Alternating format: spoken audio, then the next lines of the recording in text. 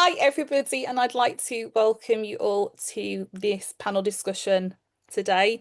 We have got two amazing panelists that are going to be sharing a lot of their wisdom and knowledge when it comes to those key public relations strategies. I do have another panel speaker that will be joining us later on in the meeting. For those who don't know me, my name is Natalie Thomas and I am the Founders District Public Relations Manager.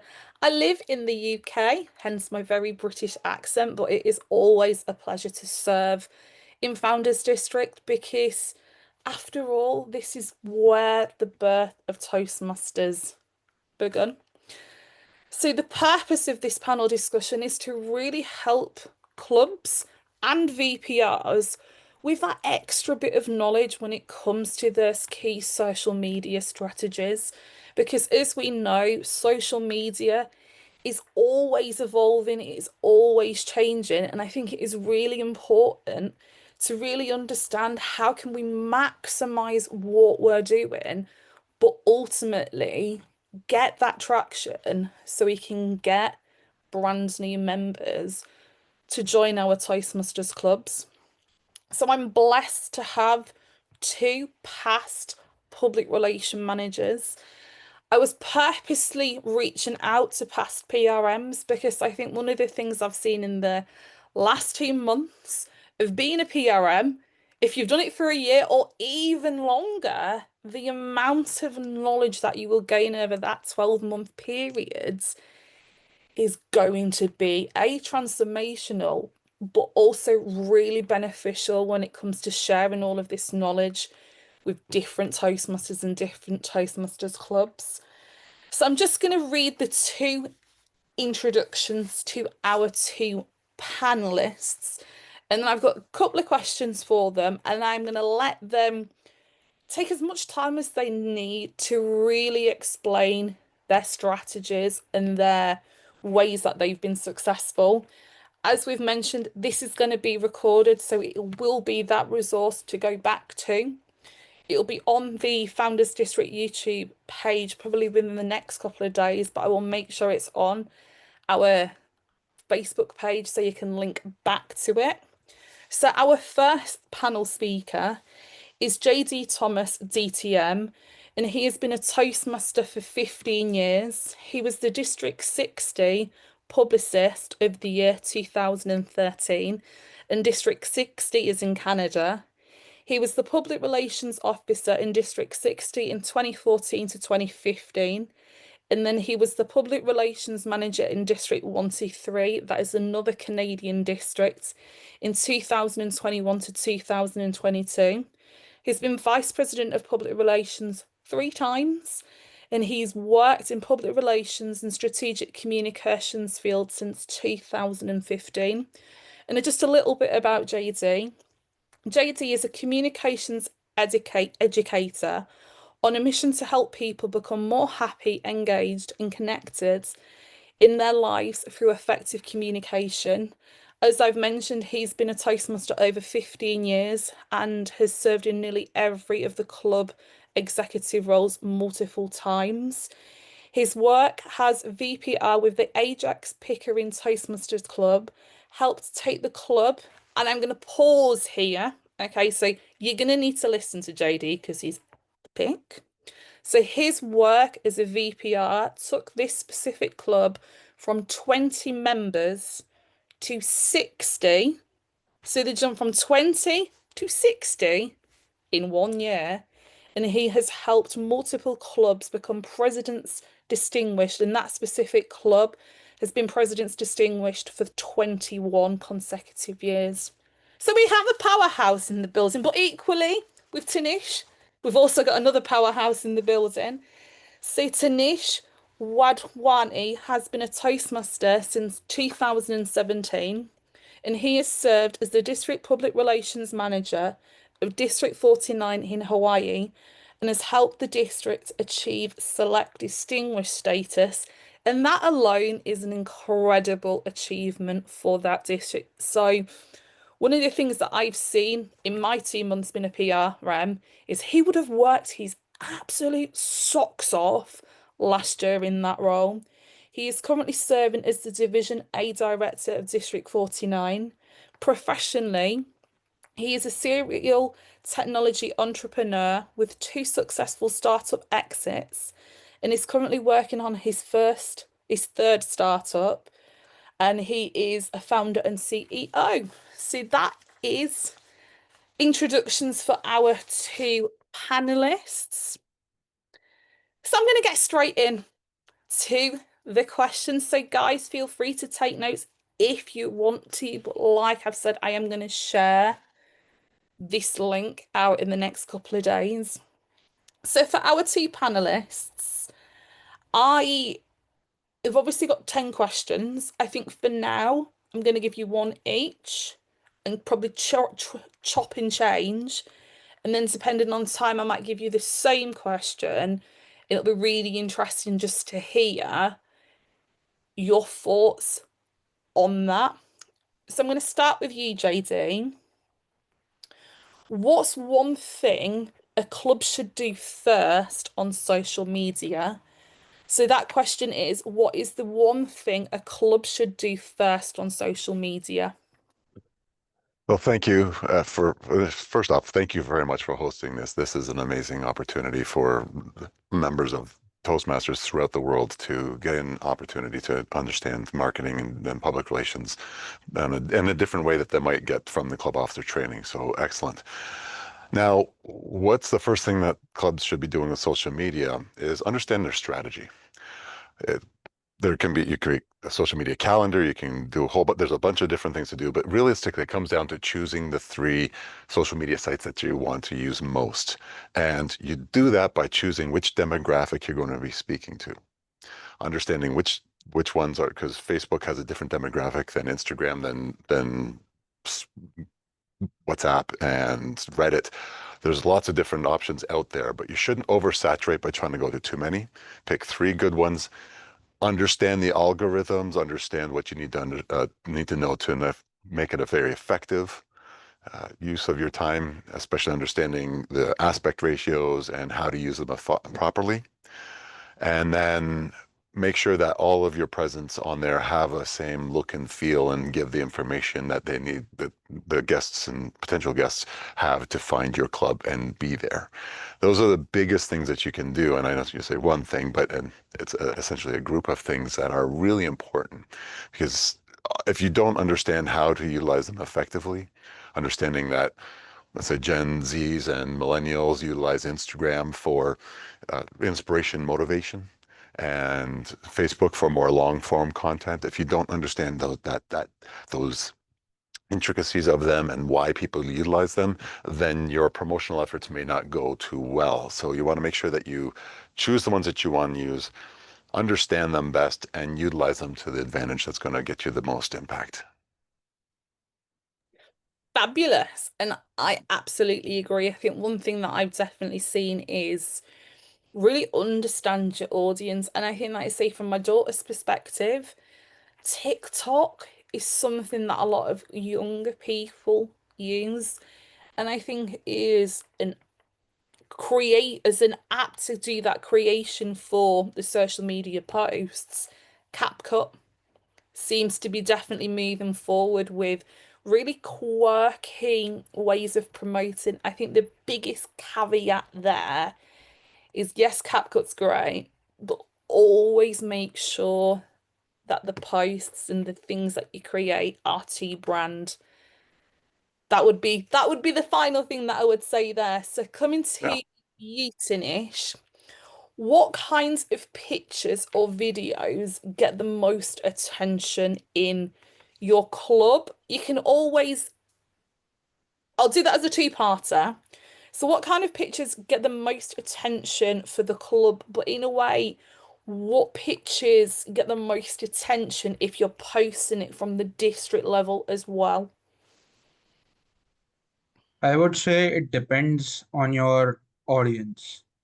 So first of all, understand who your audience is. Now, the audience for a club and district is very different. The audience for a district is two-faced. First, like the most important audience of your district is the existing members.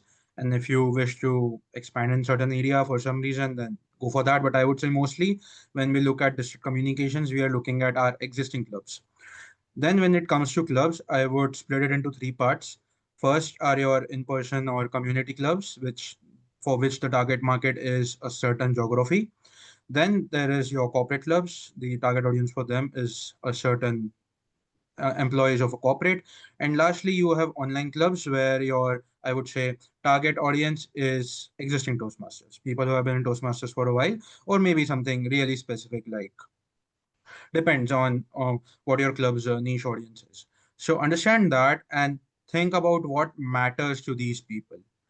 So it you could talk about problems when you're putting out those flyers, I would say, because I mean I think you mean that in terms of like what sort of flyers get the most attention and not like particularly photos. So when we are talking about flyers, you want to put in information that resonates with them. So mention all the important information, talk about their pain points, how your club helps to solve them, or how your district is coming up with initiatives to solve them. Then another great thing would be when you are like invite keynote speakers or external speakers who can bring in their network or their audience into your community. So mostly, if I have to sum it up, like think about your audience, think about it from their point of view of what they might need and how can you position your flyer as a solution to their problem. Now that is a very complex thing to talk about. So I mean, we cannot talk about every single detail, but I would say I'll just give the basic framework. Mm. Think think from your audience's perspective of what their greatest pain points are and position your flyer as a solution to that in any way possible. Maybe just write text that this is what we do. Maybe invite a keynote speaker and their talk could be focused on that thing or something more creative on these lines. But it has to be a problem solution sort of structure. Fab, thank you, Tanish. I think it'd be now quite interesting. So you guys in the audience, if you want to pop in the chat, whether you are a community club or a corporate club, that would just be really interesting just to gauge how many people are here from the community Toastmaster Club angle versus the corporate one, because I think that will also help our panelists really gear their answer more specifically to the types of Toastmasters clubs that are represented here. So, guys, if you want to pop that in the chat, and then I will tell our panelists we've got a community club. We've got to have a few more community club, but fully online. Fabulous. What else have we got? I know Courtney is from a corporate, I believe. Community. Yeah. We see a few more. That would be super.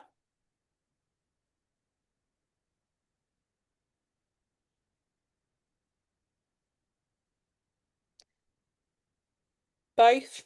Okay. So that's helpful. Helpful that the audience I think we've got today is more of the community versus corporate. But what I would say is if the answers sprinkle a bit of corporate information in there, so anybody that watches this back, if they are from that corporate club, they can still really gain as well. So a community club, hybrid and online, super duper. I think one of the biggest things that I would say I am really passionate about is no matter what strategy you use and whatever you put on your flyer, put the time and put the time zone. Because I've seen so many posts on social media that have been amazingly created. You've looked it in, it is gone, say, 30th of August at 12 noon. That could be 12 noon anywhere. Pop the time zone down because that will help people come and join the meeting.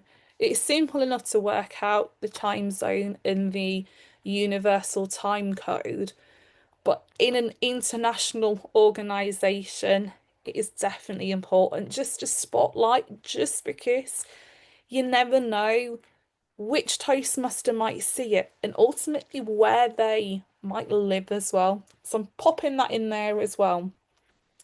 So coming back to you, JD, How do you get club members to help with social media?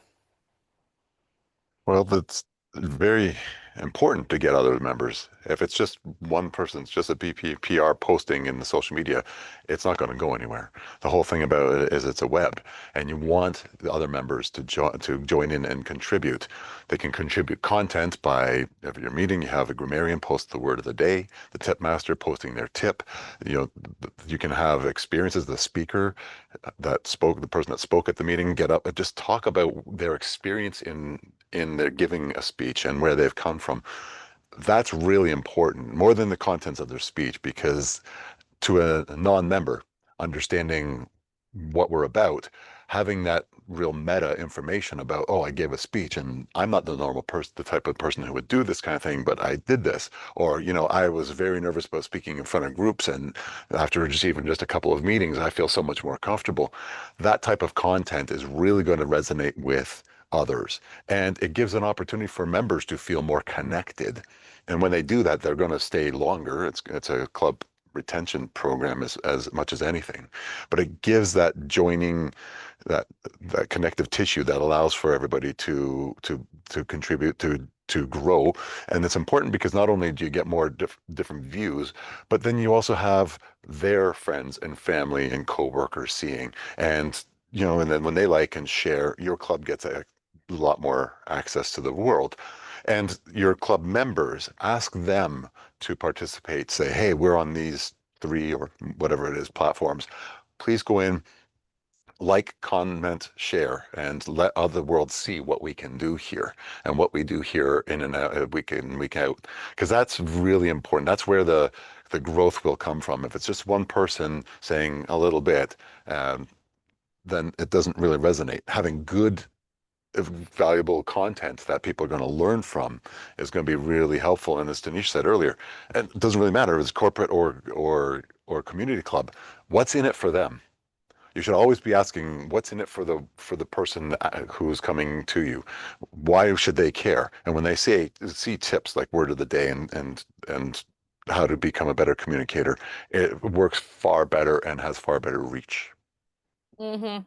Absolutely. And I think one of the things that I currently do as a VPR for a club in District 60, I have somebody that also helps me with social media, because I think what I've seen in this specific club, yes, it's great to do the meeting flyer because obviously you want to promote the meeting, but I've created a video so he can do that meeting recap. So every single week at the end of the meeting, he will upload, okay, what the word of the day was, who the speakers were, just so people, again, with the algorithm, might not see the initial flyer, but they might see the recap and go, okay, what's this? What have I missed?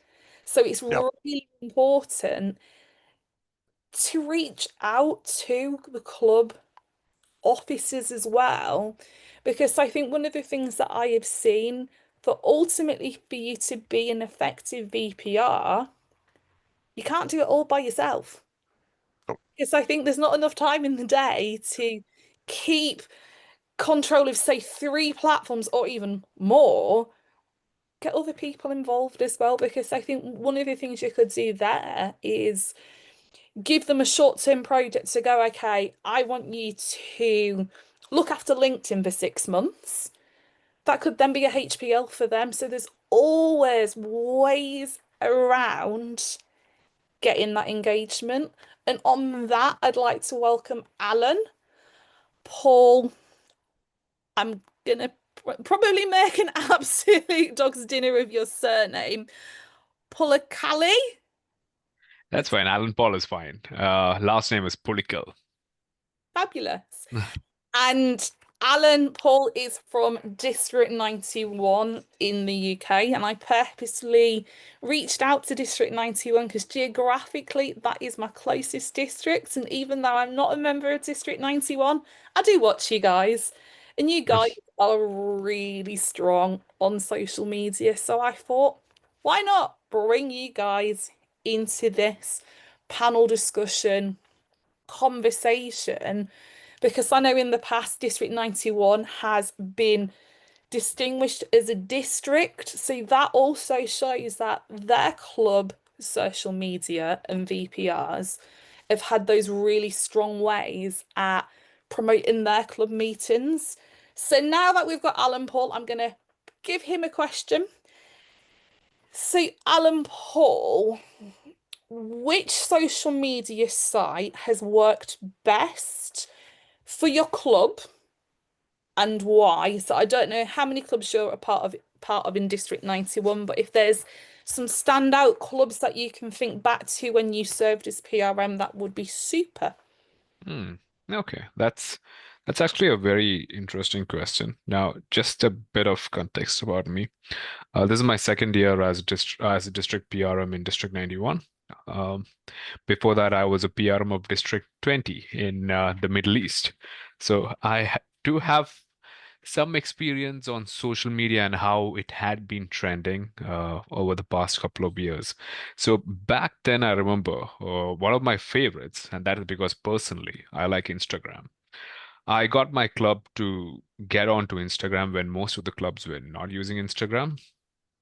And I was able to get around 1,000 followers just by using Instagram stories and posts and engaging with people. And it was quite nice because it was like I knew Instagram very well and I knew how to play with it. And that got other clubs also motivated to use Instagram during those days. But when I became District 20 PRM, I remember that was a time when this was a time when people were getting onto LinkedIn. And I remember inviting a speaker to give a session on LinkedIn because even I myself I was getting used to LinkedIn. And I remember one of the questions, one of the members asking the instructor was, Toastmaster clubs shouldn't be on LinkedIn. And I was just, I had to ask him why. Why would you say that? He's like, because LinkedIn is a professional organization. It's for professionals, not for Toastmasters. And I said, all the more reason why you should be on LinkedIn. And what I had seen is that clubs were thriving with a lot of members. I remember my club growth director, who was a division director at that time, he was able to even charter 4 clubs just because of using LinkedIn. 4 clubs. He chartered 4 clubs, not members. He didn't get members, it was clubs. So you can imagine how much of an impact LinkedIn has on Toastmaster clubs. So if you were to use it right, LinkedIn could be the best platform for your club. I think that was a lengthy answer. Sorry about that. It's absolutely fine. One of the things that I said to both JD and Tanish, this isn't table topics. So feel free to beef these answers out. I think one of the things that has come out of that specific answer, and I will touch base with the 3 of you offline, is whether there could be an appetite for a specific LinkedIn workshop where we really focus solely on talking about LinkedIn and the LinkedIn strategies, because I think one of the things that I have seen is I think that's an underused platform, because you think a lot of people that are professionals are going to be on LinkedIn. So again, going back to what JD was saying about that sharing of posts, there could be some great opportunities. So I'll plant the seeds of whether we could do a specific LinkedIn specific workshop, because I think that also might be really helpful for those corporate clubs in, say, Founders Districts and any other districts as well. And one of our Founders District area directors said, yes, that would be a great idea. So if you 3 are game for a LinkedIn specific workshop, I know we've got one area director that would say yes to that. I'll open this to the audience. So audience, Alan Paul's spoken a lot about LinkedIn, and I think there's potential for another workshop solely on LinkedIn. Really great idea. I think we're That sold. I think we're sold. I will touch mm, base. I would love that. Okay. Super duper. I'll touch base with the three of you later on and we will see what we can do specifically to talk about LinkedIn because I think, like you say there, Alan Paul, about that club growth angle as well, mm, because you also think, yes, we're talking about social media strategies, but people that might be listening to this might go, I want my DTM, mm. charter a club. Boom. Always Yeah. opportunities. Always And opportunities.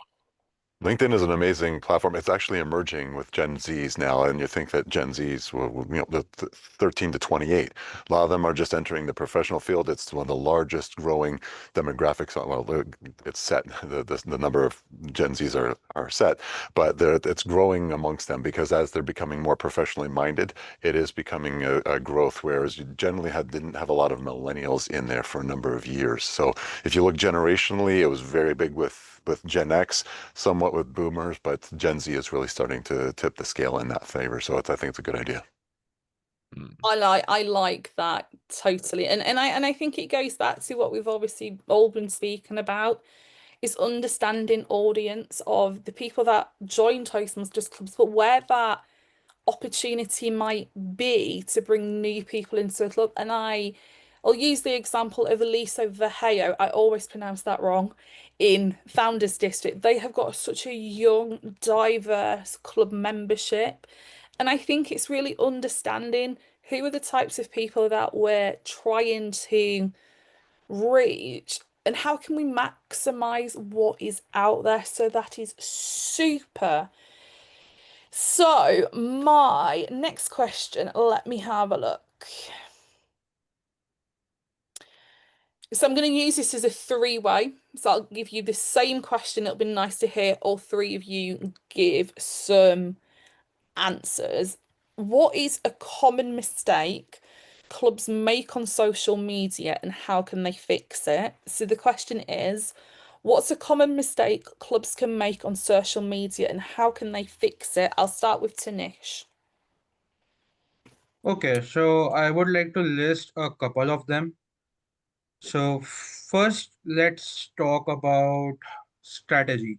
I think the biggest problem with clubs is that they do not really have a PR plan in place. And by that, I do not mean a content posting calendar, but they don't understand their audience in the first place.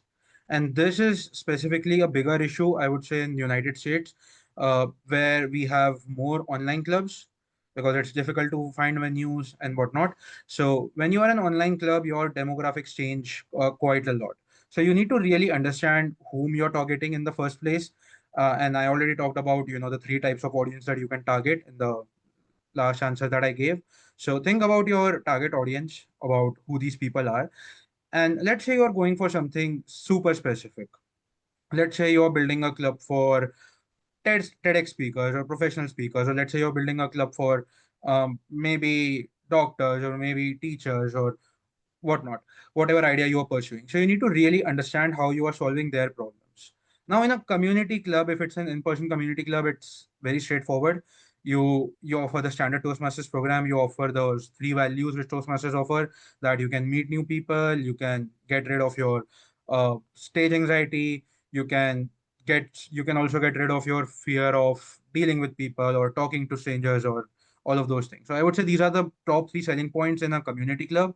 In a corporate club, again, it's more about these same things, but your definition of network changes. Your network definition changes from socializing with other people in your city to socializing with other people in your country, which is a little bit more profession oriented, since you get a lot more chances to grow when you meet new people in your own company. And lastly, for the online slash advanced clubs, again, your value proposition changes quite a lot here because you can really offer new products. Like for example, at my club in InspireX, we do 20-minute talks because for all of us, we all do professional speaking, and 5-minute talk is just does not make the mark for us. Like it just doesn't make sense to practice a lot of that. So that's what we do. So essentially, think about these things. This is the first primary mistake which I think clubs make. Second, once they do have a plan in place, second would be like, how do you go about outlining your strategy of finding new people or bringing in new people, connecting new people, or getting their attention to get in.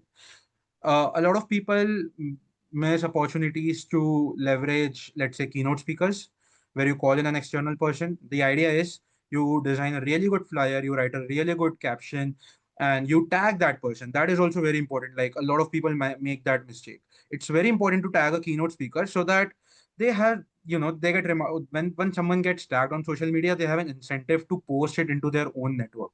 Like, it's culturally weird to repost something in which you are not tagged, even though it's your face on it, right? So it's very important to tag people in your post so that they can reshare it and share about your club in their network, and that's how you get new audience. Same strategy with members as well. Like, tag those people, like celebrate your speakers instead of celebrating your Toastmasters of the day or something, or theme of the meeting, which, I mean, I just do not understand the value in that. But celebrate your speakers, right? If someone is giving a speech, talk about what they're talking about, talk about who they are as a person, showcase that this is a network you will get when you join this club, or this is the sort of exposure you will be getting when you join this club. So highlight those speakers. Again, tag those people so that they share it into their network. It's really easy. And once you're doing this thing, the next part comes into like really microscopic stuff. Not really like that micro, but let's say your flyer needs to be good. Even though you are like, you have to follow branding guidelines, it's no excuse to get away with bad designs. I'm just going to put it out there. If your flyer is bad, it is going to affect the number of people attending it. And I'm telling you, as a PRM, your district tryout doesn't get. They need things done today, but they do not understand that a good flyer brings in more people to a workshop.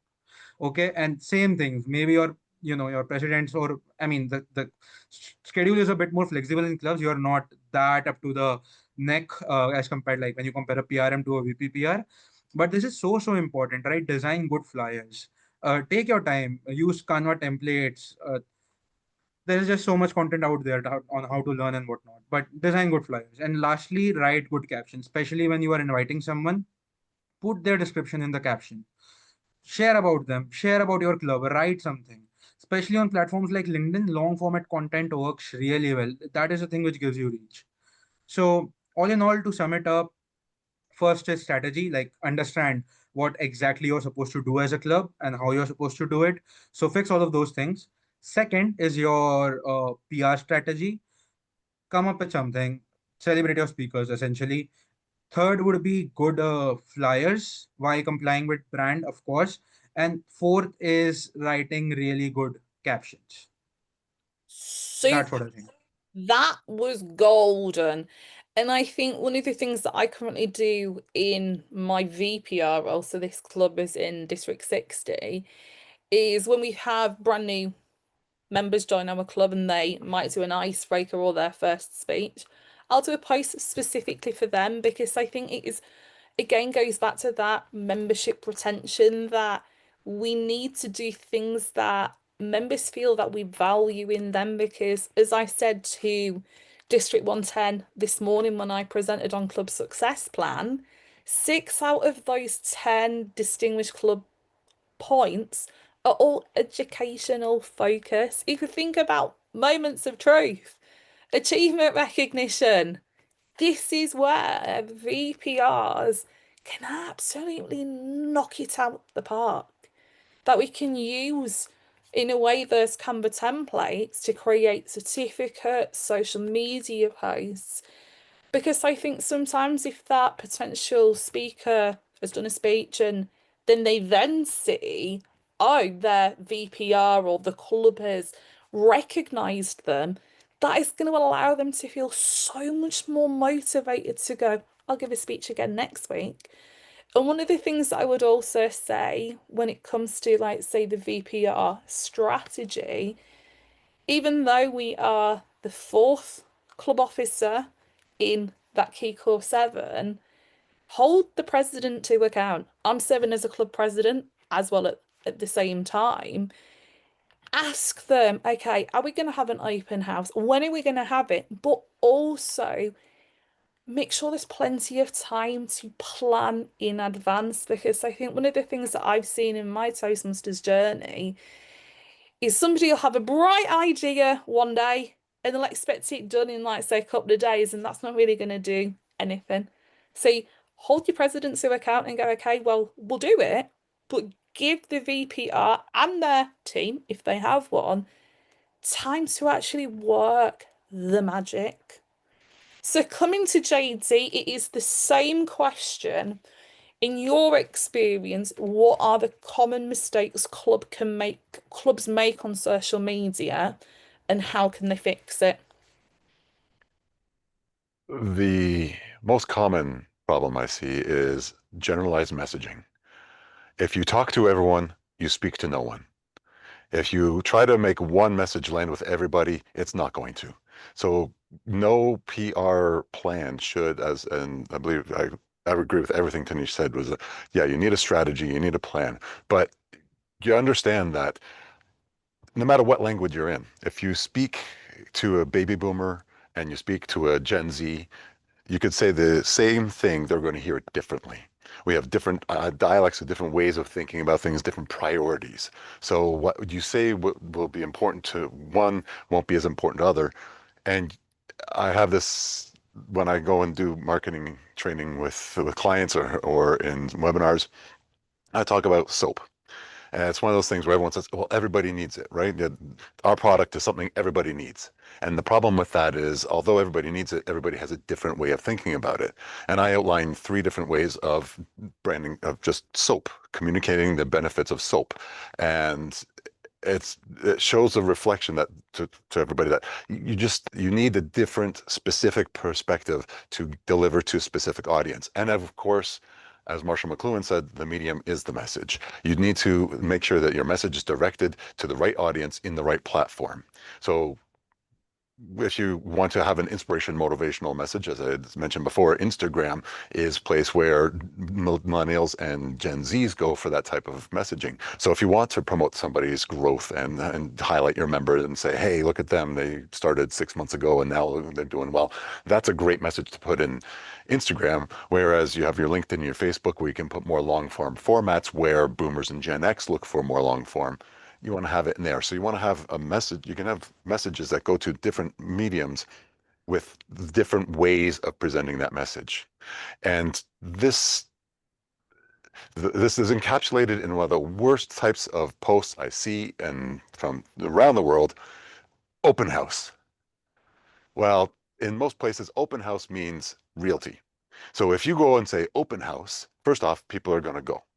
And you got to remember that your job in social media is to get people to stop doing this, stop scrolling.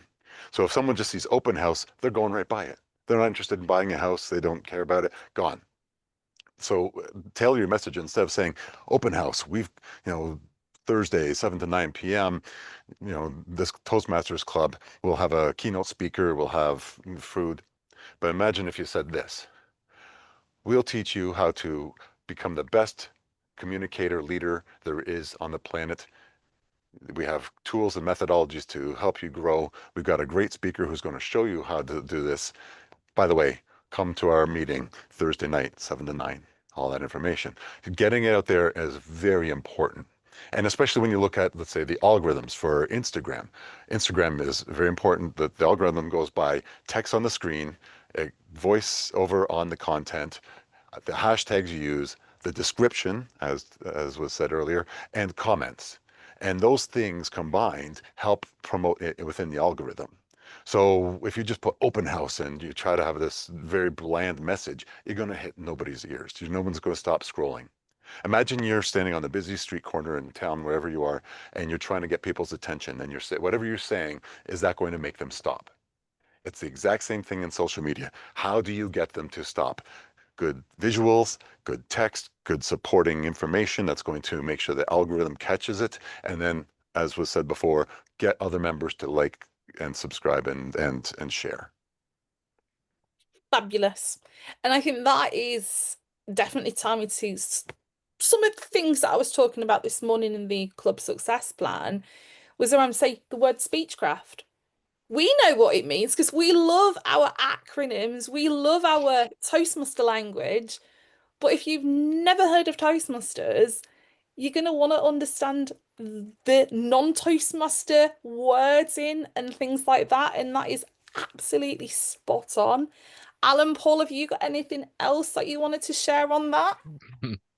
Yeah, I mean, most of the points were conveyed through Tanishq and JD. Great points. I mean, so like some of the things that JD mentioned, I was like thinking the Toastmasters speech structure that we have, that we learn from our mentors and generally through the speeches, especially the World Championship speeches.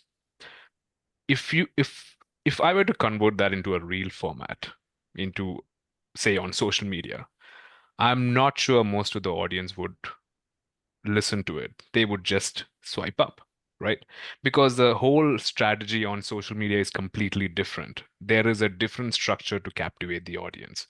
So, like JD said, open house or speechcraft are not things that will capture them right there.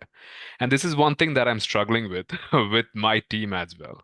They keep coming up with, hey, you need to promote this open house. I'm like, okay, but I'm not going to call it open house. I want to call it something else. I know this is a bit hard to change, but yeah, it is something that will really bring in results. Anyways, JD and Tanish conveyed most of those messages. The one thing that I would like to talk about is through the years. I mean, this is the most common thing that I have seen, especially during this time, during this AI revolution time. It is the number of messages that are AI generated. It is a number of posters that are AI generated, the videos. It's just getting a bit crazy out there. It's come to a point where, whenever we see or read something on social media which is AI generated, we immediately get to know about it. And this is one thing that I do through all my workshops. Through some of my workshops, it's educating our members to not get the first prompt that you get to use it on social media. You need to always modify your message according to how it can fit your message, because yes, AI is there to help us, but we need to know how to use the right prompts to get the results that we need. To give an example, I'm giving a recent example of the tube campaign we did. We did a London tube campaign where we promoted, where we had a huge posters on different tube stations about Toastmasters. We thought, you know what, it should not just be a poster. We want it to convert to results. So we had a QR code over there to say, find a club or there'll be a different event. So I was thinking, how do I convert these people into members? And there was this book that I was reading. It was Dot-Com Secrets by Russell Brunson. Anyone heard of that? Okay. That was an interesting book that I read, and I was thinking, okay, how do I apply this in this campaign? Do I need to go through his courses to know about it? Let me just check with ChatGPT. And I put in, okay, what would Russell Brunson do in this scenario? And it generated a couple of scripts, emails, and everything, a whole different strategy to what Russell Brunson would do, which was quite fascinating. And for me, being in the PRM position, it gave me that opportunity to implement those ideas and see the results that it can generate. And they were amazing results. So it's always very important to know what kind of prompt you need to put in there. So if you see someone who you're inspired by, maybe ask ChatGPT, what would this person do? How would his strategy be? How would her strategy be? And see how it works out. Trying to use prompts the right way is the best way to get the results. So yeah, those are my thoughts. I like that because I think AI is definitely, it is here to stay now, whether we like it or not. I use ChatGPT and Gemini, so I use two different AI platforms because I think sometimes ChatGPT is really good if you want to say add those emojis. But then let's say, for example, if you wanted a bit more of a cleaner post, I find Gemini really beneficial for, say, LinkedIn. And I think it is that awareness of that ever-changing environment that we're in. And especially one of the things that I've seen when using AI is it can bring out some hashtags. that hashtags are also really helpful at getting that extra traction on social media. And some of the times I have seen some of the hashtags ChatGPT come out with, I'm like, legend, cool, thank you. I didn't have to think about it. Because I think sometimes we've got amazing VPR, PRM creative brains, but every now and again, it's okay to see what else we can find out there that is going to help the purpose of why we are in these roles in the first place. So I'm going to do. Can I quickly add? Go Sorry, for it. I want to add something here because I think it's very important with AI and excellent points. I want to make sure that every time we get out there and talk about to get messages out to Toastmasters, we need to be very clear not to upload any Pathways products and that Pathways information into AI because it's a learning model which will then take the information that is proprietary to Toastmasters. And I'm not trying to poo-poo on everything, but I just want to make sure that we do not give away the secret sauce that makes Toastmasters so amazing. And by the way, Pathways should be promoted. We should be talking about it. You think about the fact that we've got paths that are going to be dedicated to what people are interested in, but so it's really great. But if we give away all our intellectual property to AI, then to do our speeches, then that's going to create a big problem that we're going to lose what makes Toastmasters unique. Absolutely, and thank you for sharing that because I think, especially some AI platforms, they're not secure, and I think it's yes, these are great resources, but we also have to play Yeah. it safe. So Yeah. thank you for Oh, sharing. sorry, it was a sidebar. So the final question that I'm going to do, because I'm going to give a bit of time for questions. So I'm likely to go slightly over the hour. I will aim to finish around 1:10 Pacific time, which I know is still good for the UK time, and Tanisha, we should all be good. So the last question is, and I'm going to start with Alan Paul. What's a simple way to get people from social media, so either LinkedIn, Instagram, Facebook, to actually get them to come to that club meeting? So that question is, what is a simple way to get people from social media to come and visit that club meeting? Hmm. Okay, that's a nice question, mainly because I answered a bit of that in my previous example with the tube campaign. Get people to come over there, right? Uh, so this is what I had done during that time. Again, taking inspiration from that role model, Russell Brunson. There were a couple of emails that we kept sending to them, uh, saying this is what it is, and we would give an offer saying that it'll be only this session and it'll be very much useful. And this is a free session where there are experts to it. But coming to think of it, that did work to a certain extent. The one thing that the club growth director that I told you about, who chartered many clubs, the one thing that he did was a little unconventional, a little, it's not the automated way or the process driven way. He went a little bit old school. What he used to do was he used to reach out to people directly, message them, and have a conversation with them, telling them, hey, I have this thing. Um, why don't you come join? Because I see that you are already in this specific field, and and if you are interested in improving your communication, leadership, or whatever his profile says, uh, he used to have personal conversations, and it is time consuming. But in this world where a lot of things are AI driven, a lot of chatbots are there, talking with the real person feels a bit more personalized, which would make them come towards you. And isn't that the whole thing between public relations and marketing? We're not just doing marketing, right? We are all about talking to different people. Most of us joined Toastmasters not because of seeing an ad on television or radio. It's because you know someone who had benefited from Toastmasters and they did invite you to a club meeting. So that is the best approach, in my opinion. We can always go with all these different marketing strategies, but people to people, that is what really brings the guest to your door. Mhm. That's me. Absolutely. And I think coming to the Tube campaign really quickly. So I'm aware of that living in the UK.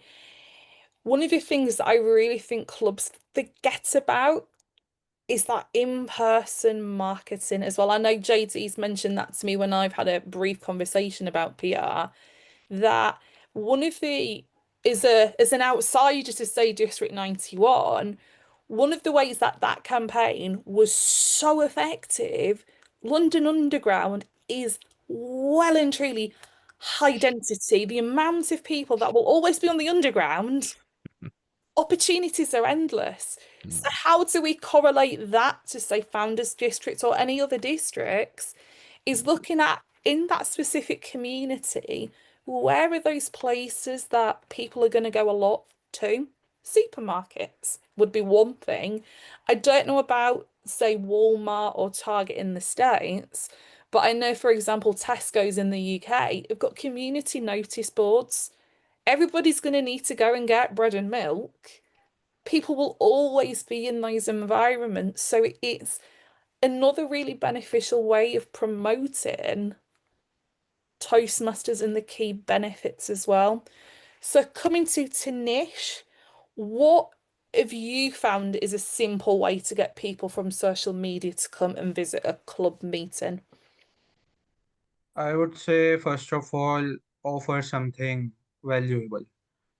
So I don't want to repeat the whole thing again, but your events, your campaigns, whatever you are doing, first of all, don't call it open house. I very much agree with that. Don't use pathways lingo. I know, I mean, as an organization, we are pushing for it all the time. But if you really want to push it, just don't talk about it because it's not optimized for people's needs right now. Like, I mean, you go around and say that we are offering a program in dynamic leadership and you don't have the same credibility, let's say, as an MBA. I mean, are going people going to take that seriously? Let's be honest. So do not don't like talk about that. Oh, we are going to give you a certificate. I mean, nobody cares about that. There are there are many organizations right now offering certificates. So it's not going giving you a real edge. Talk about things uh, that make Toastmasters what Toastmasters is. So maybe talk about networking or the sort of people that you have when you're coming up with events. Talk about that you are going to learn about, let's say your event is specifically structured around how to, let's say, prep for interviews. Let's say how do you go about giving a keynote speech. Let's say how do you go about present, like how do you go about designing powerpoints on Canva. uh, that is so essential skill, but yet we do not see a path on it or something related to that. It's so important. I mean, 80% of the public speaking that you will be doing in your career would be a lot more informational and persuasive as compared to, let's say, uh, entertaining or inspiring, the ones which we usually do in our clubs. So again, that shift has to happen. So first of all, make your club valuable. Next, come up with valuable events and initiatives. Even if it's just content, it has to be more valuable to the people. So that is number one. Number two, build a funnel. Always have some sort of funnel. So let's say whenever I'm expecting a big event at my club, I always use RSVP forms. So it could be a simple Google form, it could be a Zoom registration or whatnot, but always have a way through which you collect people email, and also make sure you add that event on, get that event added on people's calendar.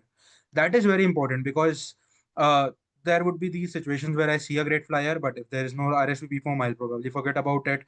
But if I do go for that RSVP and then let's say I receive some information where, okay, this is how I can add it to the calendar. Now I finally have that reminder. I have that on my calendar that this event is coming up.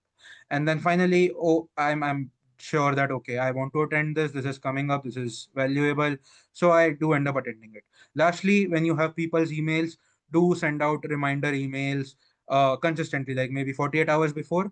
But I've also found it very useful to email people, like, just before the event, like let's say 1 hour before, 2 hours before, 30 minutes before, whatever that time range. It's not supposed to work theoretically, but somehow it works. I mean, I have had better results when I forgot about, or I was too busy to remind people about an event, and I ended up reminding them, let's say very close to the event before let's say 2 hours or 30 minutes or 1 hour, that frame, and people ended up showing. But at the same time, there were campaigns where I was like working too hard and then sent out email reminders, let's say 2 days before, and people still didn't show up. So just make sure you are building that funnel, and then you are sending out consistent reminders, and you are taking care of that Google Calendar. And yeah, all in all, to sum it up, yeah, regarding AI, I particularly hate all those AI posts because it seems like person doesn't even care enough to like write their own caption or something. They are all look so similar. There is no information asymmetry, so you don't really have an edge when it comes to like attracting more people or getting people to shop, as JD mentioned.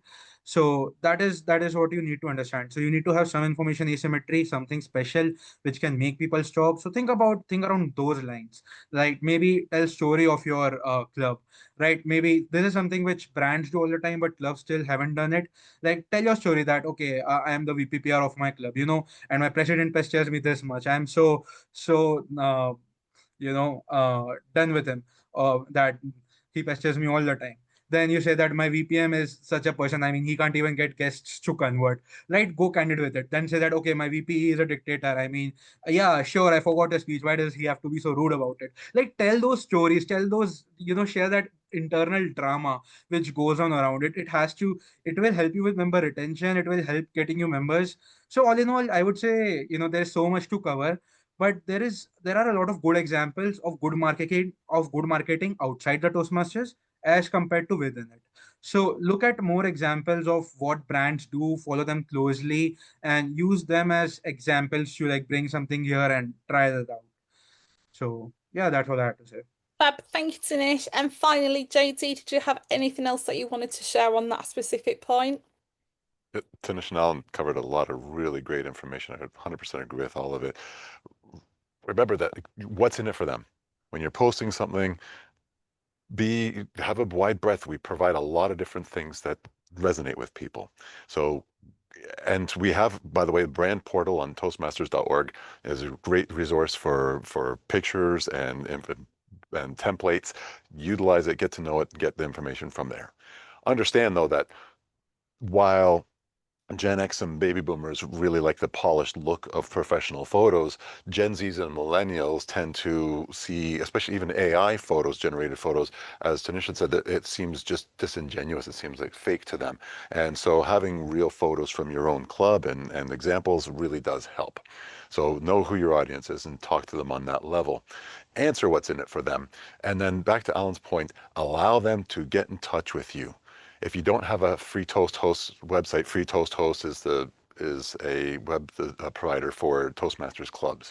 They provide templates and everything you need to get started, and they provide personalized, well, not personalized, but they provide email addresses for each of the roles, including PR.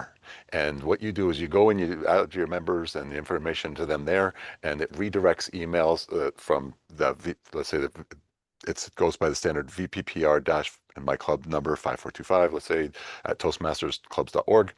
And it takes that and it sends it off to whoever's the current VPPR. This works really well, especially when you change over your executive and somebody else new comes in. That can stay out there in the world, and then when somebody wants to connect with the club, they get in touch with the VPPR. And then, as Alan said, have that personal conversation. Why is it that you're here at the club? Every time a guest comes, you should be asking that. But why is it you're interested in Toastmasters? And then when you understand what their purpose is, what they're looking for, you can convey very effectively why we can help. So, and then invite them to the club and then tell them to come to as many club meetings as possible. I know there's a lot of clubs that say, no, not after 3. There is no reason to stop anybody from coming, a guest from coming out. It makes you look like you're trying to hide something or something there. We'll get into that. We can get into that further discussion, but invite them out. And then again, reiterate why we're there and lean into the fact that we are a not-for-profit organization that for 100 years has helped people with their leadership and communication skills in a safe environment. That right there is such an impactful statement that we should be leaning into that. We are a not-for-profit club, and we are essentially crowdsourcing each other's development. It's a safe place to come and learn the skills that we're afraid to utilize. So get in there, lean into it, and let people know that what we have is unique. It's on their own timeline. They get to learn instead of having a semester to learn it in college and whatever else. They get to do it amongst their lives. And just lean into that messaging and get to know why people are there. And then once they're members, treat your members like they're guests. Have them participate, give them social interactions, give them ability to do things and to grow, but also help make them feel as though they're special, because the easiest way to get new members is to retain the ones that you have. So that's a lot packed in there, but that's what I think really is effective to get people into the meetings and then stay. Fabulous. Wow. This has been a powerhouse of a discussion, and I hope for the audience you have been making notes. Obviously, the video is going to be out on social media in a couple of days' time, but the knowledge of these three past PRMs and a current PRM is transformational. I've learned a lot for my PRM journey as well. So thank you, JD, Tanish, and Alan Paul, for sharing so much knowledge, your tips, your tools to help the club succeed, because that's ultimately what we want to achieve at the end of the day.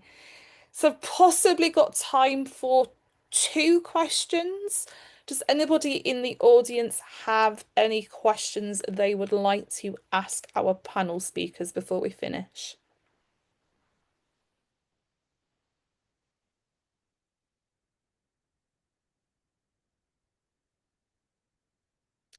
Anybody got any questions? I think you've all wowed them. We've got silence. I think you're blown them away. Go for it, I want Jacob. to ask one from Alan. What has you, or actually, and both Tanish actually, about what have you found to be the most rewarding part of doing public relations? That apart from, you know, the awards and getting people to join Toastmasters, which is going to change their lives, one of the personal rewards that I have is getting to try all these different strategies uh, at the district's expense to an extent. That's one thing that I would say is rewarding, because I keep exploring a lot of strategies, these marketing strategies, because these are some things that I would like to do in my own startup. And I keep wondering, how would it be if I were to do this? How would it be? Would it actually work? Are these whatever these influencers are saying? I'm not sure if it would work for me. So for me, trying to implement some of them in Toastmasters, I get that experience, and that is somewhat rewarding for me. And I think that is one of the reasons why I continue to stay for another term as well. I was like, there are some more strategies that I would like to explore. Let me do that for another year, because uh, it's quite fun. And if it's not fun, why would you do this role, right?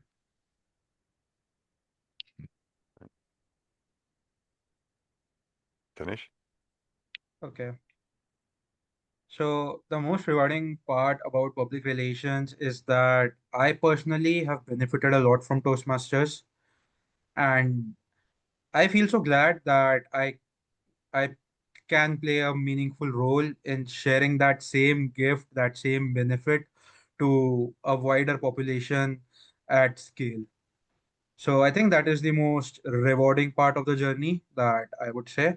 And besides that, I think it has helped me a lot to build my own personal brand, and also um, bringing in something new at my current startup.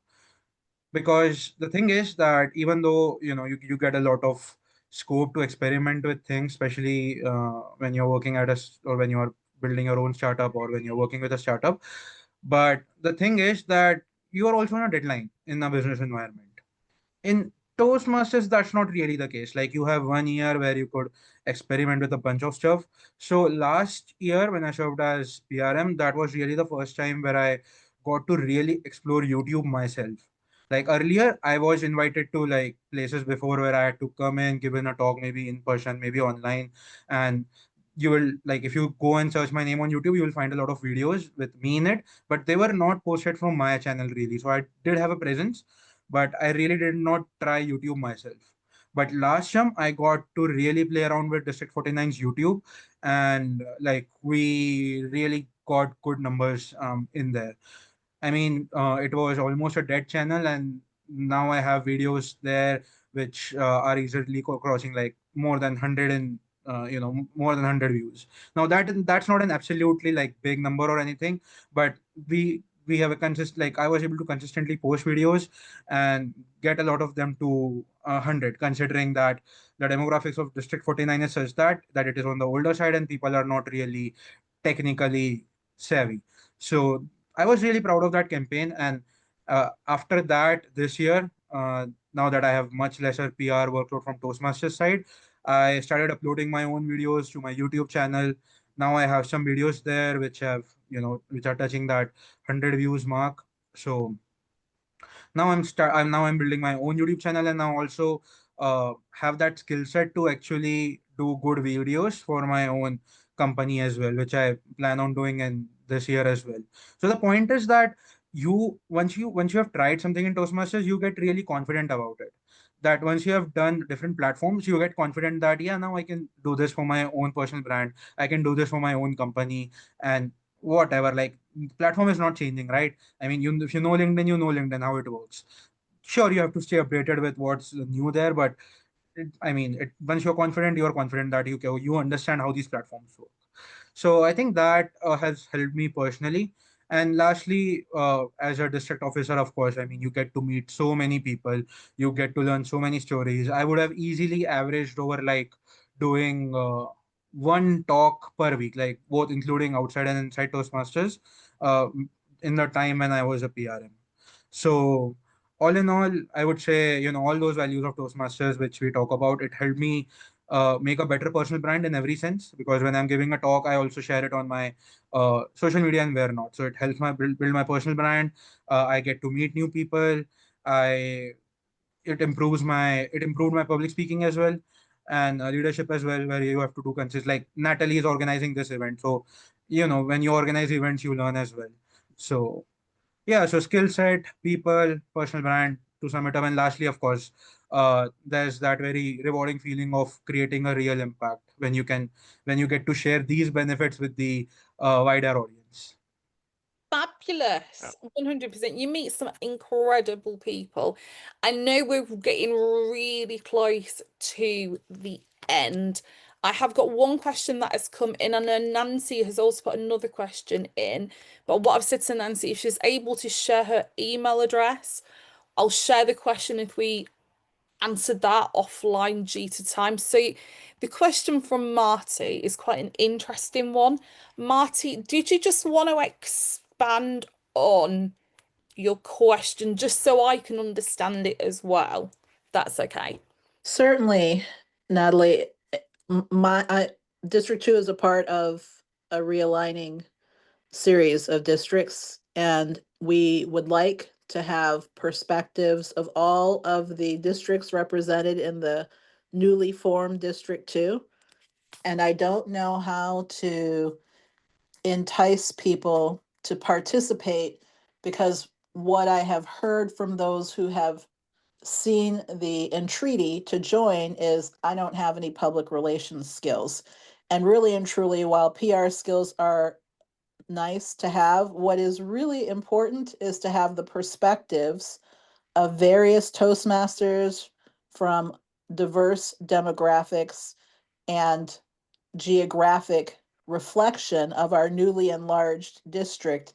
And that's what I want to have on our PR committee. I can give props to Amy and Guru Bandhu, who are in this session now, because they said yes to that request, and I want more like them. I just want to figure out how to do it. I think if I come in there, so I have no professional background in marketing. at all. I have been a Toastmaster 5 years, and when I first became a VPR 5 years ago, I hadn't the foggiest what I was doing. I hadn't the foggiest. I'd obviously went to VPR training, took that bit of information and went, okay, I'm here to learn. And the club environment that I was in was really supportive. So if those flyers that I were creating weren't all singing or dancing, but the purpose of getting those brand new members worked, that is absolutely fine. And as obviously Marty, I also fly the neurodivergent flag as well. And I think with my PR team in Founders District, I have been very explicit of you don't have to be perfect to be part of a team. If you have got that unique skill or that generic motivation to want to explore PR a little bit further, that's absolutely fine. Because I look at it, I'm now in the PRM role, having been a Toastmaster 5 years. I don't have a professional background in PR, yet I'm in this position. So what I would say is have those conversations with your PRM or other PRMs and just understand the culture of that PR team as well, because I'm very much a open collaborator that a district PR team can be that safe environment to keep learning as well. So that's my little take on that. Jade, Tanish, and Alan Paul, did you have anything else you wanted to share on that bit?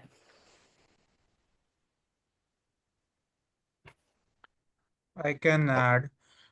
So I would say it's very important to recognize and promote those specific PR skills as well. I mean, I totally resonate with you, Natalie, that we need to have an open environment, and people who are, who have no skills right now but are willing to learn should definitely uh, have an ideal space where they can come in and learn these skills, or at least try to make progress in that direction. But at the same time, awareness around those relevant PR skills is very important as well. I don't know why, but for some reason that doesn't get highlighted. I mean, it gets in the wrong direction. It gets in the direction where, oh, this is too technical, and maybe we are too old for this, and we don't want to touch all of these things. Because I've had conversations with my members, and maybe District 49 is a special case where demographics is on a higher side. But if I look at the demographics for the whole USA, I think majority of people tends to be towards, I would say, 50, 55. So maybe it's the same, maybe it's not. I'm not sure. I'm just sharing my perspective. But this is one of the most common excuses that I have heard, that we are too old to learn these new technical skills. When in reality, if you look at technology, it's a lot easier to be a PR person right now with Canva. I mean, when I started back in 2017, we had to use Photoshop, and that was a nightmare. That was a legit nightmare. Canva is a lot simpler to use today. Plus, you have AI where you can, you can start when you can ask it to come up with some flyer. You can tell it to iterate on it, and you can use natural language to basically create a flyer these days. And that in technology is also going to improve. So we are living in much better times as compared to before.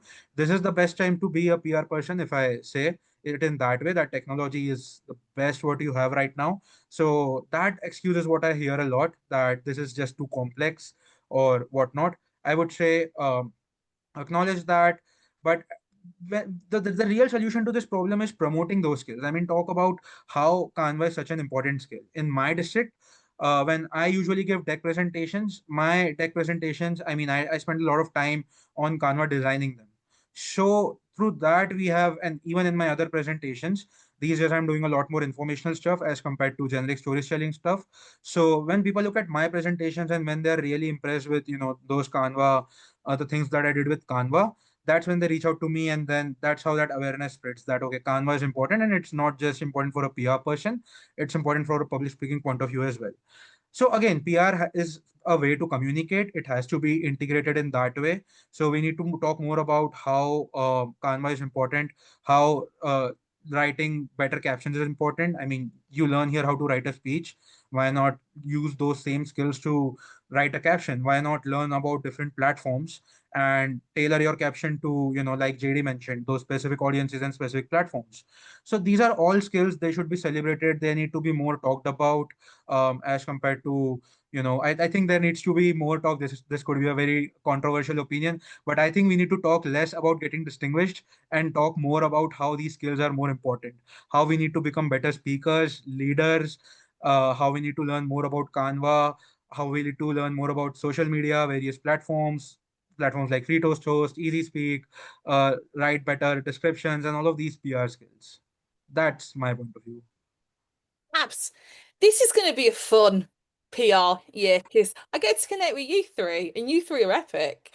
I think on that note, I know we are now at 1:15 Pacific time. I am going to end that here because we're going to be here all night otherwise, because we could talk about PR all day. As JD said to me right at the start, we could be here all day talking about PR. So what I am going to say, guys, is please keep an eye on the Founders District social media page, because I will be setting up other workshops throughout this Toastmasters year, because I'm a big believer that knowledge is power. That when we connect with different people from different Toastmaster clubs in different districts, we can learn so much that can benefit us personally and professionally, but can also have that transformational approach to that Toastmasters Club and the Toastmasters Club members there. So I want to thank JD, Tanish, and Alan Paul for being the panelists today. You have shared so much rich information, and I thank you for that. So I'm going to stop the recording right now.